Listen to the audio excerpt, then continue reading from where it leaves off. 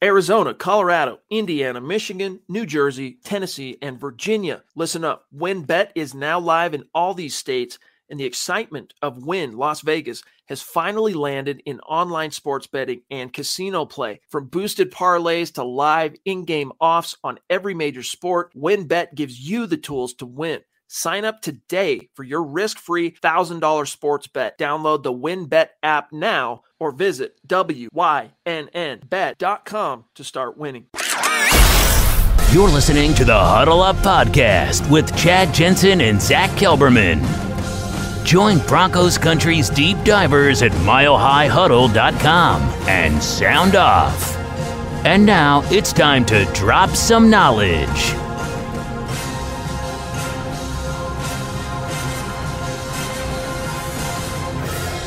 But welcome in, everybody. It is the Huddle Up Podcast, presented, as always, by Mile High Huddle, powered by Blue Wire Podcasts. I'm your host, Chad Jensen. With me, it's been about a week, I don't know, maybe longer, my fellow football priest. You know him, you love him. He's been dutifully chopping wood the whole time I've been gone. Zack Kelberman. Zack, dude, I've missed you, big dog. I missed you. How have you been? Don't lie to me. You're in Hawaii. You ain't missing me, Chad. I hope you had a good vacation, though. Scott and I held it down pretty well, and I hope you're feeling better after last night's little snafu. Yeah, came home with a little stomach bug, but I was telling Michela, who we're going to talk to here in a few minutes, in the green room but my vacation was good. I loved it. Hawaii. We got a lot of great listeners and members of our community in Hawaii, but I could not wait to get back to work so that I could rest. And here I am. I'm back. It was that kind of a vacation, but Hawaii is cool. I wish I could have had more time to reach out and, it's not easy to get between the islands, right? And we went to Honolulu and did the whole Waikiki thing and Pearl Harbor, and that was fun, but it's not easy to get to say where Keaka lives or to get to where D-Dub lives and all that stuff. In a perfect world, I wish I would have had the time and opportunity, but not this time around. Did the post-vacation depression set in yet, or you're still working through that? Like I said, dude, I was on my feet so much, I was just looking forward to get back to work so I could take a break, so I could rest. You had depression from work then, not the vacation. Yeah, no, it's a real thing, dude. It's a withdrawal of sorts. Yeah. But that was probably the most unplugged I've ever been since I started Mile High Huddle, and I was still plugged in, but I was checking in at like 10 p.m. Hawaii time, which is like 2 a.m., Mountain time. By then, everything on the day was done. You guys held it down. So it was a little bit unusual. It was a little bit uncomfortable for me being that disconnected, but you guys kept the ball rolling, so I couldn't have been prouder and more appreciative. Glad to have you back, though. And as we can see here, so many people are welcoming you back, Chad. What's good? We got a lot of fish to fry. We're going to talk to Michela. We've been looking forward to speaking with her, and she was originally scheduled, my bad, for last Wednesday. But when I realized, gosh, that's when I'm gone, I reached out to her and said, hey, can you do it Sunday? She said, yeah, no problem. Because I said, I don't want to miss that. And then, of course, I'm sick yesterday. Like literally sick. It wasn't one of those, oh, you're under the weather, just kind of grind through it. No, dude, I was like wrapped around a freaking toilet. And here she is. We're going to get her on screen here in just a second, but here she is showing, before we even went live, she's contributing to the content, and she's throwing down a massive super chat saying, just showing MHH family some love. Keep the lights on. # keep the lights on. Zack, she is the bomb. And what, I guess, you know what? We can get to the issues at hand with Michela. Let's bring Michela Parker, a.k.a. the Duchess, into this conversation. Not her first time on the show. Won't be her last time on the show. Michela, don't forget you're muted. What is going on? It's so great to see you. We got to chit-chat a little bit before we went live here, but welcome back to the Huddle Up Podcast. Hey, thank you, Chad and Zack and Scott. Thank you for having me on. Yes, I have been, as you know, looking forward to this. And you know what? We want to find out Michela's thoughts and opinions on these key issues. And first things first, I don't know if you saw this, but Joe Ellis revealed on today, Monday, the extent of the damage, that fire at the stadium. And he said there's no guarantee, Zack and Michela, that it's going to be repaired and up and running and all that in time for the regular season. But I didn't quite realize it was that there was that much damage, Michela. Yeah, I didn't think so either. All I knew it was I read about it. It was just some welding accident. I didn't think it would have been that bad. Who do you think was the culprit, Michaela? Was it Josh McDaniels out there in Las Vegas? Was it Andy Reid in Kansas City? How did that even happen? I mean, let's be honest with ourselves here. Well, I think it was Josh McDaniels paid off those contractors. Wouldn't surprise me. Little catching in the pockets. That dude's Wouldn't surprise me. Straight diabolical. Well, let's get to some issues. So we haven't talked. I mean, obviously you've been contributing to the conversation every single night, but we haven't had a chance to talk to you one-on-one since a few of these massive off-season moves have been made. And even though I scratched the surface on this topic with you before we went live, let's broach it in full. Your thoughts, your reaction, both to how you felt initially and then how you're feeling now to the Russell Wilson trade.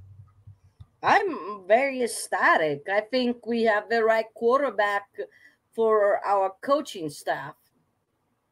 They seems to fly under the same wavelength. They seem to believe this on the same things, like on the why certain things, the why of game plans. Yeah, the Broncos actually have game plans now, which is a big step up from last year. I just love what Nathaniel Hackett's doing. But, Michaela, other than Russell Wilson, what was your favorite move that George Paton's made this offseason? Your favorite player addition or subtraction? I don't know. Randy I would Gregory. say probably Gregory, because he has such a big upside. If he stays clean and healthy, he can be a perennial Pro Bowler. I agree. From your lips to the football god's ears, everyone's giving you massive props in the chat, including Sam Bam, who also threw in a very generous super chat. Appreciate that, Sam Bam. Hi, Great, Sam. Great to see you. What about Nathaniel Hackett? You said it sounds like you're excited about Nathaniel Hackett, but I was talking to somebody. In fact, while I was in Hawaii, I ran into somebody who, a listener of the show. It was really cool. I didn't know them, but they listened to the Huddle Up podcast. And they said to me that they have one misgiving about Nathaniel Hackett. And I said, well, what's that? And they said, well, he just seems a little too kind of goofy. And I said, goofy, really? And, yeah, I don't know. I don't know if he can be taken seriously. Can his players take him serious? Like, stands up at a press conference to introduce Russell Wilson as the new starting quarterback, and he goes, holy SHI, Russell Wilson, which I love. But what's your reaction to that kind of an opinion? I personally love his energy. I mean, coming from the old coaching staff we had, where it was all like dry, and I think last year pretty much all the players seemed so defeated. Yeah. Mm-hmm. Big time. It's like, why should I even bother, Now, if with Hackett, I have a feeling, even if, you run into roadblocks, he has the right personality to motivate the players. There was that report that came out that by week 17, the Broncos were playing for themselves, not playing for Vic Fangio and the coaching staff. So it's going to change, I think, in 2022. But Albert has a question here that I wanted to also bounce off you, Michaela. I'm assuming Albert's saying, what else would you like to see Paton get in terms of a player? What area of the roster? Right tackle, edge, cornerback? Where are you going, number one? Tight end? Definitely right tackle. Definitely. No questions about it. And it's even if you go in the draft, as I look at it, this year is very strong in pass rushers, offensive linemen, and even corners. So even at the end of the second round, you should be able to get a player that can contribute. Yeah, I was just taking a peek at the. It just occurred to me we need to check out the an update on the Facebook contest. We'll get to that here in a minute, and the super chat. But what about Billy Turner? You're worried about right tackle, but does that mean you're not too stoked on the Billy Turner edition? Because he can play anywhere inside, maybe not center. I don't think he's ever really played center, but he can play guard. I mean, his most productive season as a Bronco, he played left guard actually, and then he went to Green Bay and became a right tackle. But what was your take on the Turner signing? I really like it. I mean, he might not be the best right tackle, but the strength of Billy Turner is his versatility. Yeah, I don't think he's a long-term option. I like you, Michela. I would go right tackle in round 2 if I could, or maybe even move up for one. Billy Turner is a better guard than a tackle, but I definitely agree. Now, I want to get your kind of a big picture, 10,000-foot view observation on the Broncos based on the moves they've made. Russell Wilson, a quarterback, Nathaniel Hackett as head coach, et cetera, et cetera. What is your record prediction? I know it's March 28th. It's still a lot of time left until the season. Where do you see the Broncos finishing? Do they win the West? Tell us, Michela. I might sound like a homer, but I think we're probably going to be 12-5, and we will win the West. I think KC will take a step back. Yeah. I don't see how they can't. I mean, imagine all these years going against Patrick Mahomes. I mean, still a lot of talent that's been on that offense. I mean, you still got Kelsey and you still got a lot of speed, but imagine how much easier it would have been on Vance Joseph, Vic Fangio, game planning for a Mahomes-led offense minus Tyreek Hill. I mean, I bet it would have translated to, and I'm just hedging very conservatively here, 2 or 3 wins if Tyreek Hill is not on this roster, the Chiefs roster. So I don't see how it doesn't play a role. Plus, I mean, they've had a lot of different departures, and they're not the same team. They're always going to be in the dance. They're always going to be a part of the conversation. I mean, Patrick Mahomes and that combination with Andy Reid, they're a perennial force to be reckoned with. But I agree with you, Michela. I don't know about a record yet. I want to see what this freaking schedule actually looks like in terms of the order. We know who the opponents are going to be, but I want to see the order. I think this is the year the Broncos wrest back control of the division. Mm-hmm. If anything, last season proved that Mahomes is beatable. Yep. He's mortal. Yeah, that he is. I don't think 12-5 is a homer prediction at all. I think it's actually super realistic. Homer would be like 17-0, or 20-0 for that matter. I think 12-5 is pretty accurate. And if the ball bounces a certain way, I mean, this is the same Broncos team that took Kansas City down to a Case Keenum, Demaryius Thomas misfire. It was what was the final? It was like 19-9. Game last year, I think it was a close game, relatively speaking. If they just have that extra oomph on offense, they can take down Kansas City, and I think they will too. Yeah. And any team can beat another team. It's all about the particular moments during a particular game that can decide if you win or lose. That's right. Who makes the plays in critical crunch time moments?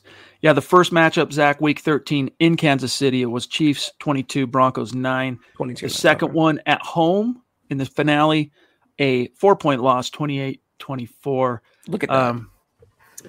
Yeah, Colton, Michela in her glory, rocking the MHH hat. I mean, she is on point. She is on point.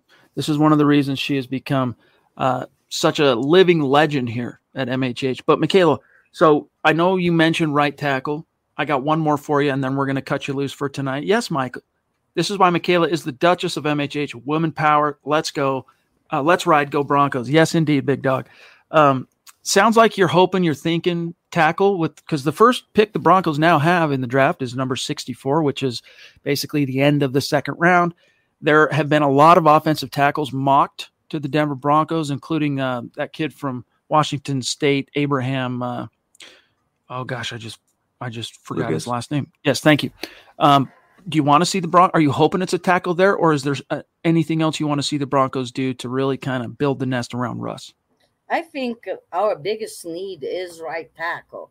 I mean, we have a bunch of plug-and-play Band-Aid type of players that, I mean, they'll do okay, but, we need to address right tackle once and for all. Amen. Well, hey, Michela, you got in the room. You met me early. In fact, you were the first one in the room. She is on point. I don't know how long you were in the room. Were you waiting on? Because I got there right at 5:50. Probably not even 2 minutes. See, she's like Tom Coughlin. She comes, if you're not 5 minutes early, you're late. That's Michela. She'll keep you on point. But thank you so much for giving us some of your time. And thank you for all that you do for us. Indeed, your hashtag helping to keep the lights on. You know we love you. You know we appreciate you. Thanks for making time for us. And we'll talk to you very, very soon. Thank you for having me, and go Broncos. Thank you, Michela. Amen. The Duchess for a reason. And once again, thank you so much for your generosity and what you do every single day for the podcast, all the podcasts. It's we are grateful beyond words. You are the Duchess for a reason. We appreciate you. Thank you. Thank you, fellas. Give our best to Mr. Parker. We'll talk to you soon. Also, follow her on Twitter is oh man, I just had it. Where to go? It's at MICP, so at MickP123. Pretty easy, Michela Parker. Stu Meat, thank you for that super sticker, big dog. Really do appreciate it. Andrew Lampy jumping in with some stars. Yeah, let me do an update on that real quick, guys. Here's where I'm a little nervous here. I'm a little nervous. All right, we're trying to reach 250,000 stars on Facebook in the month of March. If we hit that goal, we're raffling off a Russell Wilson jersey or a Broncos jersey of the winner's choosing. The only people in the running, as you guys know, for that contest are those who helped contribute to the goal. And here we are. We're on day 28, so we got 29, 30, 31. We got 3 days left to bridge a 24% gap. It can be done. I've seen us do it before, but that's where things stand as far as Facebook. And here in just a few minutes, we will update also the Super Chat rankings because we do a similar contest each and every week or month, I should say, on YouTube for our Super Chat Superstars. And yes, we got the Holy Diver making recommendations about zinc and chicken noodle soup. And, appreciate that, Mike. Holy Diver, you can see his stripes, but you know he's clean, right? Dio, baby.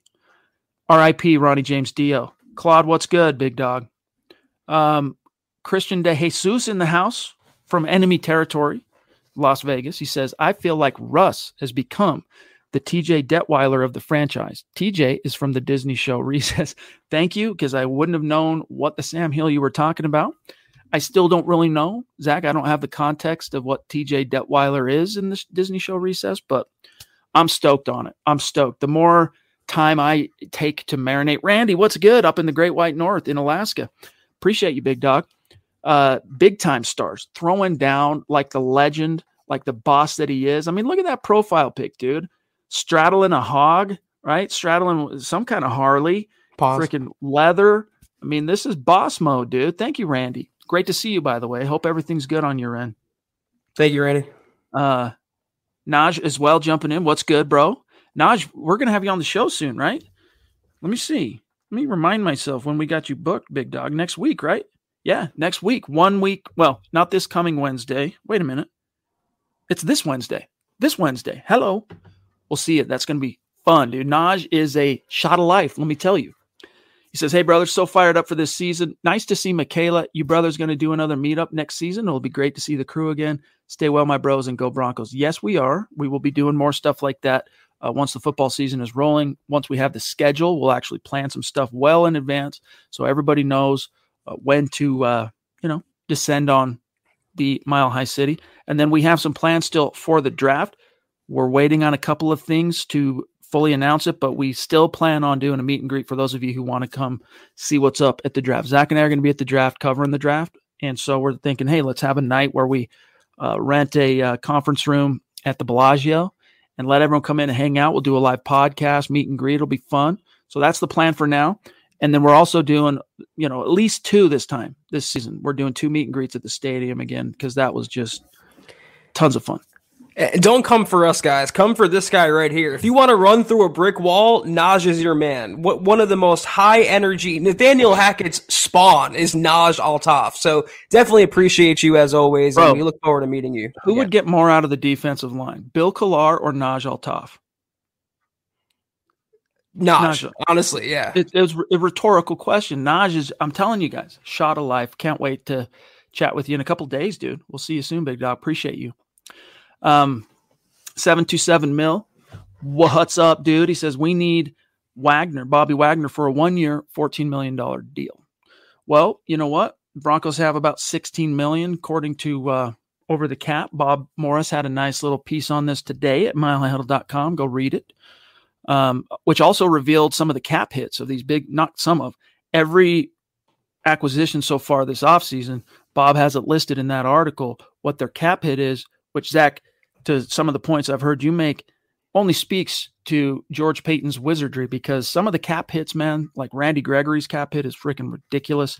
So as long as he's on the field, it's going to be ridiculous. Go read that. But Zach, you got $16 million left in the tank. You still need to have about $10 million to sign your draft class. You want to go spend a good chunk of that on Bobby Wagner? I mean, I would, but you also have to have a rainy day fund, the Evan Mathis fund, as it were, Chad. You have to have some money set aside. You're going to have to re-sign Russell Wilson to a major contract at some point, so you can't exhaust the entire salary cap in one player. Bobby Wagner would be a nice luxury addition, but a luxury at that. They have Josie Jewell. I hope Aaron Browning plays inside, but they signed Alex Singleton as well. I don't know that Wagner's price point coalesces with the Broncos or anyone else. I think he wants to go to the Rams, honestly, but the Rams don't want to pay him $14 million for 1 year. If I were them, I would. The salary cap if I'm the Rams. For the Broncos, not so the salary cap. Just want to give a shout out to Big Ern. Good to see you, Ern. Appreciate you, my dog. And this is a ride or die member of our community as well. If I'm not mistaken, somewhere in Southern California. Broncos country is not a geographic location, y'all. It is a state of being. Appreciate you, Big Ern. Zach, we got a lot of super chats and topics and questions on people's mind that we're going to get to. But first, we got to grab Nash number 5 here. All right, we're going Roman numerals on Nash. He says, I hope this division is ready to get smacked harder than Chris Rock was last night. Denver Broncos for life. Zach, question: real or staged? Will Smith smacking Chris Rock? There's actually a slow-mo video somewhere on Twitter where it shows as Will Smith is going to slap. I can't believe I'm saying this out loud on a Broncos podcast. He's going to slap Chris Rock, and Chris, as soon as he sees it, he kind of pulls back and braces for it. So I still think it was staged. People are saying it's real. I think it was embarrassing all the way around, quite frankly. But anything for the ratings, right? Hey, man, people in droves have been turning off the Oscars over the last decade. It's just... I mean, I even remember as a young man, like college age, even myself, the Oscars are on, let's watch this. Because back then, everybody was watching, Zach, the same movies, right? Everyone would go to see the movies in the theaters, and then they'd go to, Blockbuster in Hollywood and rent the same DVDs and whatnot.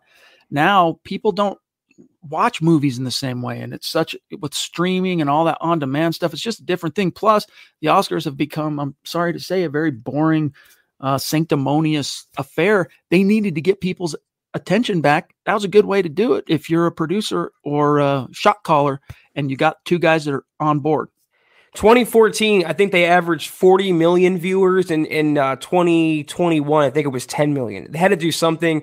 And to Sam Bam's point, can you fake tears? Yeah, it's called acting. They do both those things quite well. These dudes are pros at that, man. I mean, that's how they collect their dollar bills every day. And Will Smith, that dude can turn on the tears on a whim.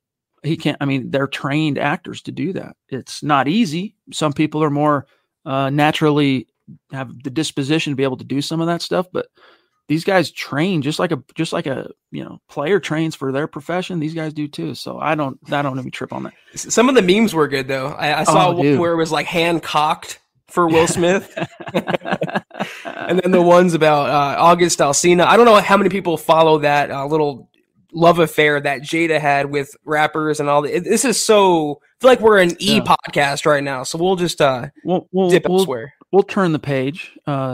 And give our shout out as well to where'd he go? To Marcus Lewis Hanna across the pond. Appreciate you, buddy. Sam Bam. Also, did we read this? Because we brought up RT. Mm-mm. Okay, so this is number 2 for Sam Bam. He's a freaking bad A. Thank you, Sam. He's a bad A. Love you, bro. He says, great job, Michela. I was going to ask what, in your opinion, is the plan for right tackle? Maybe have Turner start, then draft and develop a right tackle, have him learn on the bench and start in 23, or maybe by mid-season, go Broncos. I think the Broncos, Zach, for 2021, they have their tackle they plan on starting and that's Billy Turner. They got a couple of guys in Tom Compton and Calvin Anderson, not to mention Quinn Bailey, who's a very nice utility guy to bring on and off with the new practice squad rules for game day and whatnot. I think their plan for who they're starting at right tackle is already on the roster. They're going to draft one. They need a more higher upside, more polished kind of option to develop because it's only a 1-year deal for Billy. But I don't think they're desperate. I think that's what the Billy Turner edition was all about. And according to him, Zach, Nathaniel Hackett's one of his best homeboys. They're like this. So we'll see. Yeah, Hackett, he even said it word for word. He loves Billy Turner. Work with him in Green Bay. And Turner, like Michela said, he has versatility. He can play guard on both sides. He can play tackle. That's a nice player to have. I just don't think that's a franchise right tackle if one exists. I don't think it's a long-term right tackle. The Broncos are doing at that position what they've done every single year, whether it's been Bobby Massey, Donald Stevenson, Menelik Watson, Jared Veldier, Juwan James. I'm going down and down and down the list. They always have these holdovers, these 1-year Band-Aids. Like quarterback, though, they have to solve that and get a long-term option at right tackle. That's why, even though you have Turner, you have Compton, you have Anderson, I'm still, if I feel the gumption, I'm drafting a tackle at 64, somewhere in the third round latest. You have to add a blue-chip player at that position. I'm totally down for it being a tackle at 64, and there are going to be some good prospects right in that neighborhood, I think, that will still be there for the taking, although it wouldn't surprise me to see George Payton. I know, Zach, I don't know if you've published it yet, but you're working on a piece with him talking about, hey, let me remind everybody, or I've got the ammo to trade back into the first if I want to. Yeah, I mean, this is how amazing to me that George Payton is as a general manager. He traded for Russell freaking Wilson, and he still has 8 draft picks in this year's draft. That's just great maneuvering. And like he says, there's a lot of great depth. I think he's going to keep his picks in rounds 3, 4, 5, and so on. But in round 2, they might move up either earlier in the second round. They might even make an appearance that Thursday, Chad, in round 1. He's keeping that option open as well. You never know with GP. He's always going to surprise you. Andrew, appreciate you, bro. Yep, I am definitely stoked to be back. He said, hope you had a great vacation. Shout out to Zach and Scott. And the Zach and Scott show and the Duchess. Yes, indeed. Hey. And also shout out to Axel. Hope he's still recovering well and rocking and rolling on that end of things. Big dog has been in my family's thoughts and prayers. No lie. Mark, a newer name, Zach, on Super Chat. Welcome. Appreciate you. Connect with us on Twitter because we want to keep the conversation going outside of these live streams. That's one way to do it. And we also like to shout out our Super Chat superstars after each and every live stream podcast. Mark says, for what it's worth, Russell Wilson is undefeated against Mahomes. I see the tides turning in our favor. Feels good. You know what? I didn't even know that. I didn't know that. There's that. So now the onus, Zach, apparently it's on Mahomes, not Wilson. Although, what takes more precedence? Head-to-head quarterback records all time or a team owning a 13-game winning streak on a division opponent? Yeah, it's not exactly apples to apples. I think the streak's going to definitely end this year. And like Scott and I talked about on last night's podcast, I would love for the Broncos, it's looking unlikely, but to draw Kansas City as the week 1 matchup, put that game in freaking prime time. Mahomes versus Russell Wilson, the new powerhouses, plural, in the AFC West. And I want a chance for Denver right off the bat to show the whole world, the whole NFL nation, that the Broncos are for real and they're about to unseat Kansas City as the top dog in the West. If memory serves, when Peyton came to Denver, they made that the Thursday night game, right? Guys, I know, Zach, you weren't on the beat, so I'm saying this to Broncos country. Correct me if I'm wrong. Peyton Manning against the Pittsburgh Steelers, it was a hard-fought, unlikely win, but they got the win. And if you can remember that Demaryius Thomas 80-yard screen to the house, which was a big sign of things to come. Correct me if I'm wrong, but, Zach, if I'm right, the NFL already likes to think that way when it comes to scheduling. Big marquee quarterback, new team, marquee team. I mean, Broncos been down in the dumps lately, but they're still one of the winningest teams in NFL history. Would not surprise me to see them make that the debut game of 2022. I think, though, and what Peter King reported earlier today is that it may be the Rams versus the Broncos opener, which, Super Bowl champs, Thursday night primetime, the Broncos, Matt Stafford versus Russell Wilson, Evero facing his former team. I would like that matchup as well. There's also Seattle as a possibility, but man, give me Kansas City right off the bat and let me end that streak with authority. Christian is updating us on the whole Detweiler reference with a super chat. Appreciate that, buddy. He says that Detweiler was always known on the show Recess as the kid who was the glue that kept his gang of friends together. That's how I see Russ. Okay, yeah. He's definitely a sticky man. And I'm not talking about Tony Carter, shout out. I'm talking about, he's I think he gets people together. So that's good. Like you said there, Christian. Thank you for that clarity. Is it G? Is it G? Is it nothing but a G thing, baby? Or is it nothing but a G thing? I want to say it's G. It's got to be G. Thank you for the very generous super chat, big dog. Correct us. All I need to know in the chat is if it's G, just put Dr. Dre in the chat, and then we'll know, okay? He says, you think David Ajabo drops and is worthy of a third rounder? Welcome back, Chad. Appreciate it. If we get a right tackle at 64, where do we go with 75 and 96? I don't think that Ajabo drops that far. Do you? I think he does, yeah. Really? I forgot where I saw some NFL talent evaluator predicted he'd fall between, was it like 60 and 80 or 40 and 60? I mean, he has a chance to seriously fall to the third. So if he does, hey, man, someone's going to land him and say thank you, please, to the football gods. But assuming it's a tackle at 64, what do we do? 75, 96. I mean, look, the Broncos, you guys hear me do this a lot where I kind of clarify the snooty BPA, and remind everybody that, look, when it comes to the draft, sure, you want to take the best player available, but NFL teams are pragmatic, and more often than not, the best player available is whatever the best player available is at that position of need. The Broncos have actually, Zach, set themselves up so nicely with this offseason trade haul, free agent haul. George Paton could literally go straight true BPA and it's fine. Like, he's going to be good. Off-ball linebacker, though, corner depth, edge. Tight end. I'd probably rank it edge after tackle because he's assuming, of course, a tackle at 64. So I'm going to say edge would be the next thing I'm looking at as far as priority. Yeah, I was going to say whatever position they don't fill at 64, they will go at 75 and 96. So you can, it's all subjective as to what you think the Broncos should attack. But like Chad mentioned, edge, inside linebacker, cornerback, safety, maybe tight end. Those are all positions of relative need for Denver. But also keep in mind, G, I'm going to call you G. I appreciate your generosity, your generosity. They might not have pick 96 if they make a trade like George Paton's saying. They might not have pick 75 if they're going to make a trade like Paton's saying. So keep that in mind as well. But if they do keep those picks, whoever they don't take at 64, they're going to hopefully address the other areas after that. Jeremy, thank you for the stars, my friend. He says, Paton looks genius for extending Tim Patrick and Cortland Sutton last season. Good to see you back, Chad. Thank you, buddy. Well, not only that, Zach, but both of them have accepted restructures to convert guarantees into roster bonuses or whatever, however that voodoo works, to free up cap space. So, I mean, 4D chess, that's what George Paton's playing. It appears.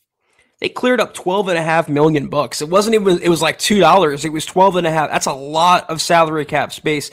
And if he negotiated that into the contracts a year in advance, look at the foresight on George Paton, knowing he might have to pull that lever. And he did so and built it that way. And honestly, kudos to Cortland Sutton and Tim Patrick for willing to restructure their contract less than a year into it to help the team out. I wish, like I said on Twitter, forget 22 Janos, give me 22 Tim Patricks, 22 Cortland Suttons. They would win a lot of ball games with those players.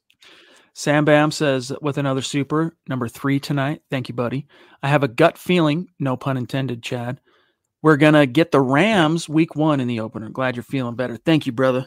Yeah. The gut thing. No fun for Uncle Chad the last 2 nights. Trust on that. Phil, great show, guys. Glad to see you back. Thank you, buddy. Appreciate all of you so much. Andrew saying, loving my boy Shannon Sharp, I assume, saying I would have whipped Will's, and then even Andrew Lampy saying, well, why would they agree to it being staged if you're Chris Rock and Will Smith? Like, what's the upside? They're actors, dude. I mean, they make their money, make believing. So upside would be, who knows? I mean, what kind of things could happen behind closed doors, a few bucks, whatever. I don't know. Hey, you want us to still consider your movies in the Academy? You want to, be in the running for Best Actor next time or whatever?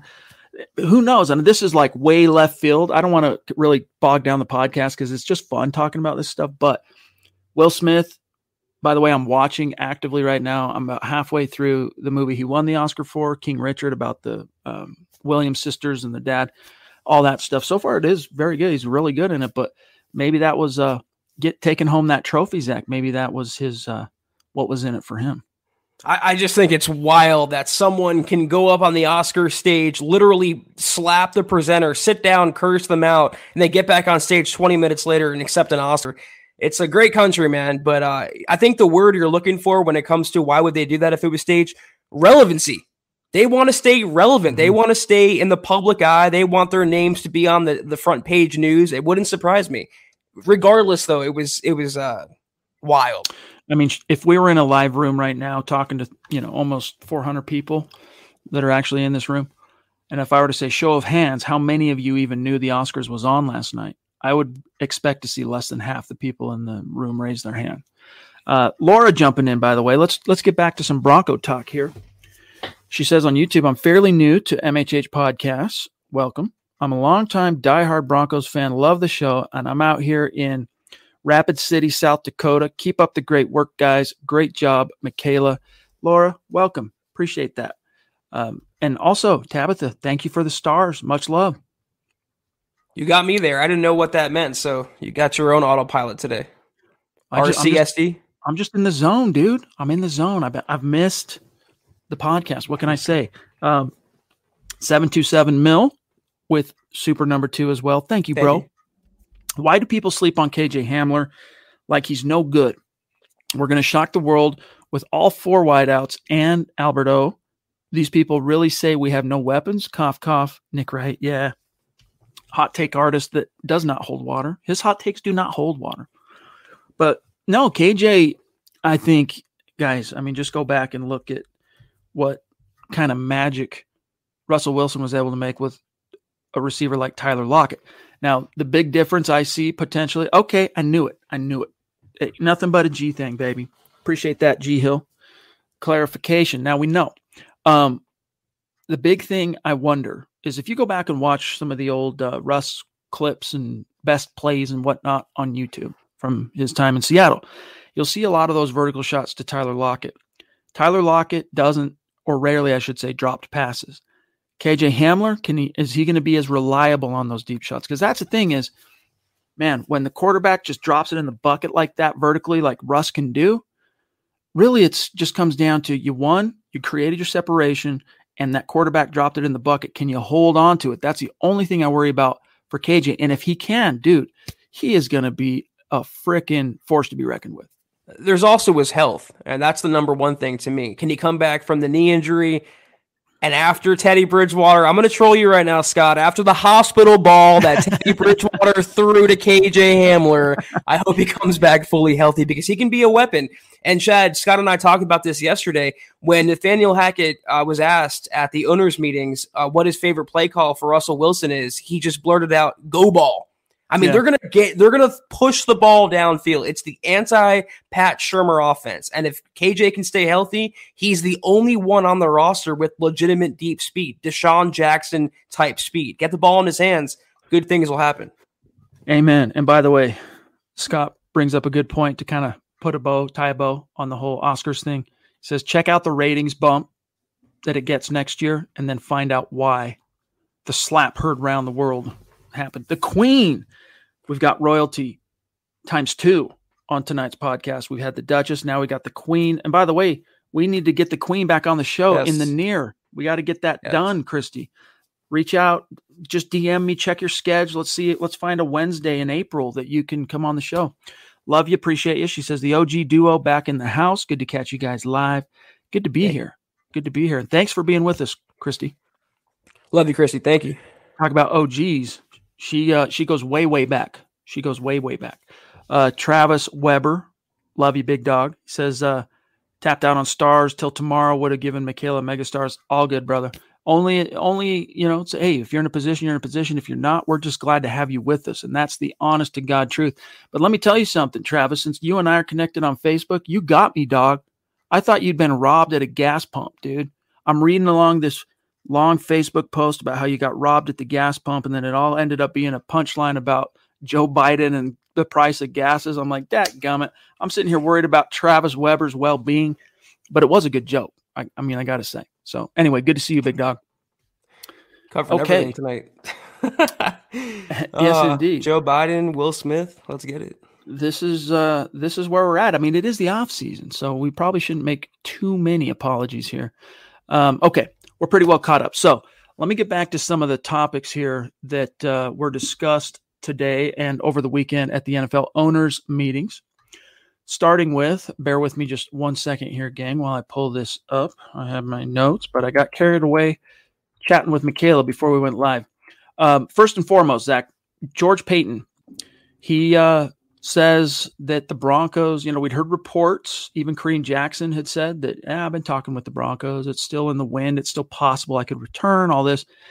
Well, George Paton, on one hand, says, yeah, we've been talking with them. We'd love to bring them back, but unfortunately we can't bring everybody back. So he's talking about specifically Melvin Gordon and Kareem Jackson. I'm trying to close this ad. Usually I can't. There we go. He's talking specifically about Melvin Gordon and Kareem. He says, we've spoken to both their agents. It's ongoing. We'd love to bring everyone back, but we just can't do it. But we're still talking with those two really good players, close quote. First of all, is either of those a deal you want to see the Broncos make? And whether you want to see it or not, do you see one of those guys coming back? Yeah, that's the difference. Like what I want and what George Paton wants is probably two different things at this point, because I don't think Melvin Gordon or Kareem Jackson should be brought back. You have younger players waiting to step up, Mike Boone and Caden Stearns, respectively, at running back and safety. I'd rather rock with them. If I had to take a guess, though, I would say that Kareem comes back because that defense is really young. They have a really young coaching staff led by Evero. They need a veteran presence, a locker room leader, the glue like Josie Jewell is. They brought him back for a reason. I think Kareem can come back on a 1-year deal. But running back, we talked about this yesterday extensively. Give those carries to Javonte. Give the runoff carries to Mike Boone. Draft a running back on day 3, and that's all you really need. Spend the money elsewhere. Yes, indeed.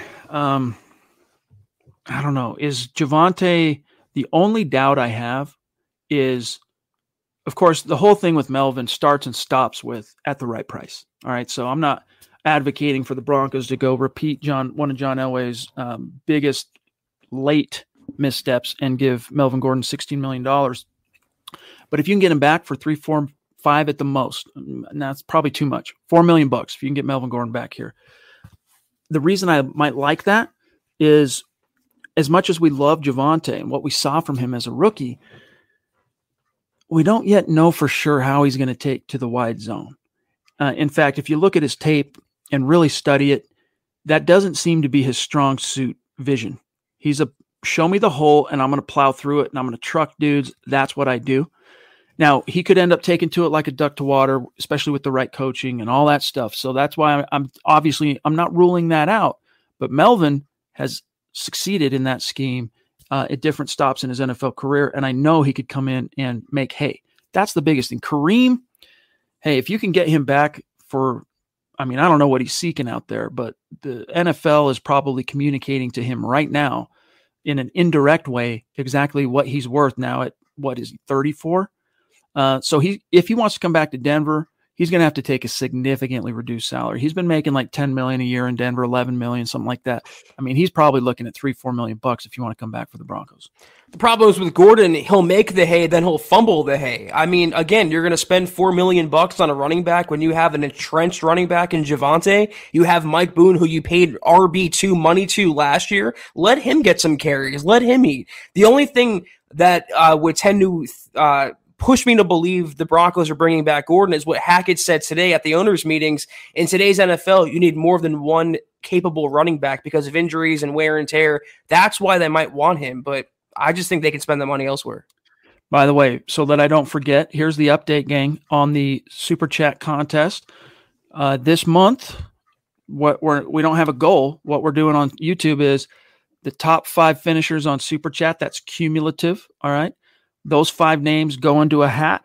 We draw one out. They too get a Broncos jersey, a.k.a. Russell Wilson jersey of their choosing. And here's the latest update. So the DWI guys, Ethan across the pond, still in the pole position. The Duchess right there at 2. D-Dub Dale from Paradise at number 3. Pobby, who showed up on the morning show this morning to talk to Scott and Nick. Very great to see her back. By virtue of her very generous contribution there, she's in the top 5 now. And then Jeremy, a.k.a. the Black Knight, 232. But look at this. G Hill, he's going to be moving up. So this is just outside the top 5. G, Mark Langley, a.k.a. the God King from Georgia. Naj is in the running. Sam Bam's going to be moving up. John Clay eventing. Dave Millage has been climbing. Nash the Fifth will climb a little here. Kayak is up there. Broncos Sunrise climbed. Corey H. Nathan. So there's a good look at kind of the rankings on Super Chat. And we've got 3 days left to go. Appreciate each and every one of you. We really, really do. And then Fonzie right there in the middle. That's right. Hey. That's right. Dave from Georgia. Jumping in on the convo. Good to see you, Dave. Appreciate you, my friend.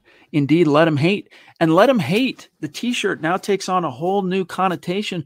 But really, it's all under the same umbrella of people doubting Russ, people doubting that number 3 in Denver. It's going to be fun. We're going to update the Let Him Hate T-shirt. But word is the Haslams are getting the cold shoulder at the NFL meetings. Your thoughts? I don't know. The cold shoulder, owners of the Browns. Zach, go ahead.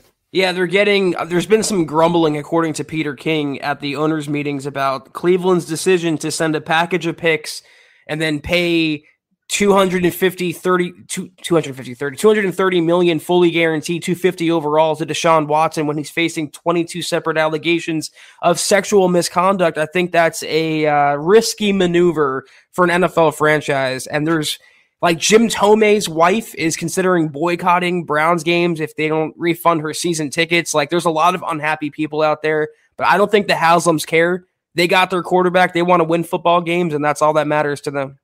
The NFL is still a production-based business, guys, even in the face of PR blowback. It's like I told you, as soon as that whole grand jury thing came back with, we're not going to press charges, there's not enough here, doesn't mean he's a perfect, innocent angel child and that it's all untrue. It just means that whatever evidence was submitted wasn't enough in the estimation of that grand jury to indict. And Zach, let me tell you something from people I've talked to in the legal business.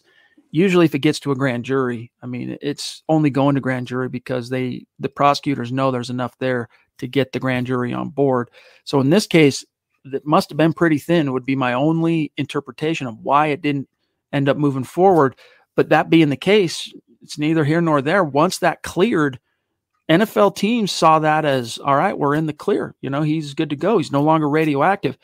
The PR blowback will last exactly as long as, you know, the month of March for the most part. And then once Browns fans and people in Cleveland, this is not me celebrating this. I'm just telling you, like, hey, the sky's blue. This is just me telling you the way it is. Once he's out there and the Browns are a force to be reckoned with in the AFC North and they're winning ball games, it's going to go away. Yeah, but if they don't, it's not. And it's going to get really, really, really bad. And let me just say one thing. I have two thoughts. I just don't really see how 22 different people can all make up the same lie. If it was 1, 2, 3, I can get on board with it being collusion or whatever the buzzword is. But 22, that's a lot for me. My second thought is, God, am I happy Deshaun Watson is not the Broncos' problem. God, am I happy Russell Wilson is the Broncos' quarterback. Thank you, George. We're talking about two opposite sides of the coin, right? I mean, is there a more virtuous quarterback in the NFL than Russell Wilson? If there is, point me in that man's direction. And then conversely, right, a more distasteful now, I don't know what other word to throw out there, but repugnant, just gross, just a gross situation. All right. Andrew Baker, I have a few Hawks friends that are trying to bring me down. LOL. So what's the buzz on Russ? Being on the decline, I don't see it. Well, what they say is, look, the Seahawks missed the playoffs last year. Russ was not his typical prolific self. This is me giving you the steel man for their argument. All right, the strongest version, and that they haven't really sniffed anything serious since the vestiges of the Legion of Boom. So he's on the decline. That's what the Seahawks are saying, so that they can, if they're fans, so that they can sleep at night. Guys, it doesn't happen. This year is so crazy. NFL teams do not trade franchise caliber quarterbacks, not just caliber, proven franchise quarterbacks, still in their prime. And even in Russ's case, albeit tail end of their prime, it doesn't happen. And so you have to really go, Zach, to great length to convince yourself that it made sense, that it was the right move. And I think that's really what it comes down to, my friend, is that Seahawks fans are really trying to find the hole in the boat to justify their team's decision. And I think it's all going to come out in the wash the way that we expect it to. Broncos, you're going to see their stock rise. You're going to see the Seahawks go down. And I want to see Drew Lock succeed there. I want to see Drew Lock go on to have some modicum of success because I like the kid and I've always felt like he had some upside. But let's not pretend that Drew Lock is even in the same realm, Zach. He's not in the same stadium as Russell Wilson. So, and that's going to be made pretty apparent by week 4, if indeed Seattle rolls with Drew as the starter. Bro, Seahawks fans are so freaking salty over the Russell Wilson trade. They've been in my mentions now since the trade was first announced, and I've gotten diabetes from how salty their tears are, Chad. It's been bad. They just... they are going to badmouth the same player that they were hyping up 2 months ago. That was a legend in their eyes. And I look at it this way. If Peyton Manning would have left the Broncos after 2015, I think a lot of Broncos fans would have turned on him as well. It's part of being a sports fan, but my God, are Hawks fans salty over that deal. I can't say I blame them. Now they're going from Russell Wilson to maybe Drew Lock or Baker Mayfield or Geno Smith, whoever they're going to be cooking with in 2022. But, I think Russell Wilson is going to show Pete Carroll, kind of like how Brady showed Belichick, like, listen, I don't have to play for you. I can actually be better without you, and I'm going to go prove just that. I see a question here from Don, real quick, Davis, saying on YouTube, is it true that we have 9 picks? Peyton said we have 9 picks, and thank you for the well wishes, Don. It is good to be back. Here's what George Payton said today, all right? If anything, we dig in more to the middle rounds, which I think it's going to be a strong draft in the middle rounds. Now, I'm going to quote Zach. This is DenverBroncos.com. Broncos currently hold 5 picks between number 64 overall and 115 overall, including 2 picks in the 3rd round. Peyton said the Broncos could add even more picks when the draft arrives, but he maintained that there's not any more pressure to hit on the team's mid-round selections because of the absence of a first-round pick. Quote, Peyton, you always want to hit on your picks no matter if you have 9 or if you have 10. Last year, we finished with 10, and I think we had 9 that played for us. You love the picks. You always want to hit on them, but we're not going to hit on all of them. I want to say, Zach, it's 8. So I think he's am I miscounting that? They had 10. They traded 2 this year, but they got 1 back. So it is 9. It is 9. Regardless, they can do whatever they want. They can move down, they can stay put, or they can move back up. And this is something I told you off camera, Chad, as well. I mean, don't count the Broncos out for day 1 of the draft. They could very well move into the back half of round 1 if they love a guy enough. So Peyton is going to make a move. And I think him saying that is basically saying I'd rather have quality over quantity. I'd rather get 3 guys I love over 5 guys I like. Phil McLaughlin, he says, with Singleton added, by the way, that's Alex Singleton, the linebacker, former 2-time leading tackler of the Philadelphia Eagles. Am I getting that right? Mm-hmm. I remember. I was disconnected for a week now. So sometimes I'm like doubting my own knowledge here. The Broncos signed him 1-year deal. Is Baron Browning moving to outside linebacker? I know he played that position some at Ohio State. What do you guys think? Well, according to, was it George now or Nathaniel Hackett? One of the two said on the little side scrum at the owners meeting that they believed Browning's best tape at Ohio State came as an edge. So if that's kind of the institutional view of Baron Browning, then obviously you could see why they would want to try him there, and especially where they're lacking depth because Stephen Weatherly's still in the wind. You've got Randy Gregory, you've got Bradley Chubb, you've got Malik Reed, and I guess you got Jonathan Cooper, last year 7th round pick. So Cooper could grow and give you some upside, heretofore unseen, but you need one more reliable guy, and Cooper hasn't quite proven that in terms of production. I'm talking about getting to the queue and taking him to the turf. So I could see it happening, but I think initially it's going to be Browning, it's going to be Josie, but they're going to see how well he might take to rushing off the edge and then make a decision. I don't mind experimenting with Browning as an occasional edge rusher, but full-time I think is a bum move.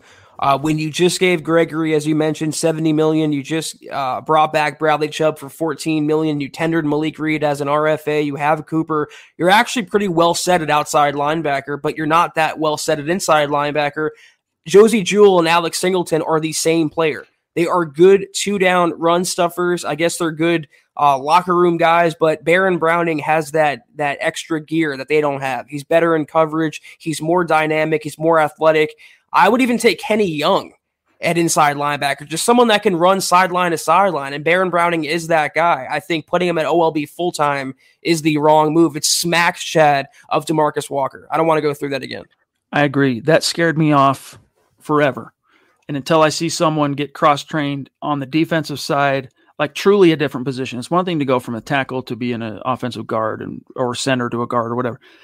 But seeing a college defensive end go to, what was it? He went from basically being a defensive tackle, basically being a 3-tech at Florida State to, hey, stand up in a 2-point linebacker, become an outside linebacker. Then, I'll believe it when I see it. Yes, Rob, by the way, thank you for that super chat. When is the MHH mock draft roundtable? Traditionally, we do that the week of the draft. So that's what we'll do. It'll be, and I just got a tip here from a source. Hold on. Let me verify authenticity. Ooh, it turns out there is a witness that says right after the first tendrils of smoke were rising from the stadium, someone saw a dude in a Seahawks jersey driving away in a hurry. Was he chewing gum? I don't know. Might have been. So FYI. But Rob, look forward to that, big dog. It'll be the week of the draft. And then we'll do what we do. We'll hang out on the first round. We'll go, even though the Broncos aren't in it, or maybe they'll trade in, we'll see. But we'll hang out for round 1, talk it out. We'll hang out for day 2, talk it out. And day 3, it'll be a gas. Can't wait. It's one of my favorite times of the year. Favorite pods of the year is the round table. So looking forward to that. But Zach, we're almost to an hour, so we got to rapid fire and grab here. G jumping in again. Thank you. I bring Lindsey back over Gordon. Philip Lindsay, he says. Let me start again. I bring Philip Lindsay back over Melvin Gordon. Fumbles too much. And Kareem, because I'd rather have a player who can create turnover. So he's saying, hey, if we're talking about bringing back Broncos, let's bring back Philip Lindsay and Kareem Jackson, but say no to Melvin Gordon, Zach. You know who's never fumbled in his career? Now, that would be Philip Lindsay. I mean, there's something really to like about his game. I think that bridge is too badly burnt, though. Lindsay was sent packing by George Payton, and there's a reason why they brought in Mike Boone. So I'm cool with not getting either player back. I'm cool with rolling with Javonte and Mike Boone, adding a running back on day 3. That should be plenty in an offense that has Russell Wilson at quarterback and the receiving weapons they have. I think that's plenty good in the backfield. Chad Beach, shout out. Appreciate you for the stars, my friend. Really do. Also, Albert Knopper's in the house. Let me click on him here. Albert was a sweetheart. He is a sweetheart. You guys know this. We've had him on the show 3 times because he was with us at the stadium, Zach. Was very kind. Pre-show, when we had him on a couple weeks ago, he was telling me about this einkorn wheat that he was growing and that he made and all this. I'm like, really cool. He's like, I'll send you some. I'm like, dope. Got back from my trip to Hawaii, and there's this big old package on my doorstep. Unload it, and it's this massive vacuum sealed bag of einkorn. That's EINKORN wheat. Google it, guys. It is the dopest of the dope, and especially if like you have a gluten intolerance, things like that. So anyway, Albert, shout out. Love you. Appreciate you. Brad, appreciate you as well, my friend. Mike S. Yes, indeed. Michela, with yet another legendary appearance on the Huddle Up podcast. We love her. She's a legend. Dave says, I'm rewinding later to watch The Duchess. LOL, sorry I missed you. Cheers. Very sweet. Very sweet. But guys, been great to come back. I've missed you, each and every one of you. Thanks for the big fat welcome back. And we'll see you Wednesday night with Naj Altaf. So we're going to have back-to-back Huddle Up episodes anyway with the Superstar segment. Yeah, appreciate Michela once more coming on. She killed it tonight. And be sure, guys, until we see you guys on Wednesday night, same time, same place, follow us on Twitter at Huddle Up Pod. You can follow the main account on Twitter at Mile High Huddle. You can follow Chad on Twitter at Chad and Jensen. You can follow myself at Kelberman NFL. Follow our producer, Scott, at Scout Kennedy, and holler at him to get a Huddle Up Pod mug because he doesn't listen to me. And Facebook.com/Mile High Huddle Pod. Like that page, follow that page. Guys, if you haven't, please go to Apple Podcasts and leave your football priest a 5-star review for a chance to win some merch each and every single month. But if you can't do those things, please do these 3 things. Subscribe, like, and share this video and every video you see on the MHH channel. It really helps us grow and reach more Broncos fans just like y'all. Yes, indeed. And we appreciate each and every one of you. Before we get out of here, I just got to, I mean, Zach just called it out, but hey, guys, go check out the merch store. Look at all this swag you can get. All right, we got face masks, we got hoodies, we got T-shirts, we got mugs. Pick your favorite podcast.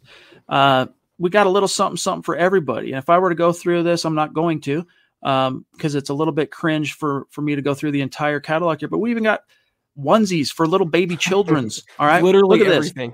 Look at this. All right. We're representing for the peeps. All right. So huddleuppod.com. It's easy to remember. Shout out to these great supporters tonight on Facebook. Randy in Alaska finishes on top. Thank you, buddy. Tabitha, Phil McLaughlin, Andrew Baker, Andrew Lampy, Chad Beach, Mike Reno, Claude Riley, Brad Murdoch, Marcus Lewis Henna from across the pond, and Jeremy Kusich, plus our great Super Chat superstars on YouTube, starting with the Duchess. We love you. We appreciate you, Michela. Sam Bam, Stu Meat, Christian, Naj, 727 Mil, Nash the Fifth, Mark, a newcomer. Don't forget to connect on Twitter, Big Dog. G, the Queen, Dave from Georgia, Rob. Much love and respect to each and every one of you. And we'll see you Wednesday night. It's going to be fun. Great to have you back, partner. Thank you for tuning in with us tonight. We'll see you guys Wednesday night. Take care. And as always, go Broncos. You've been listening to the Huddle Up Podcast. Join Broncos Country's deep divers at milehighhuddle.com to keep the conversation going.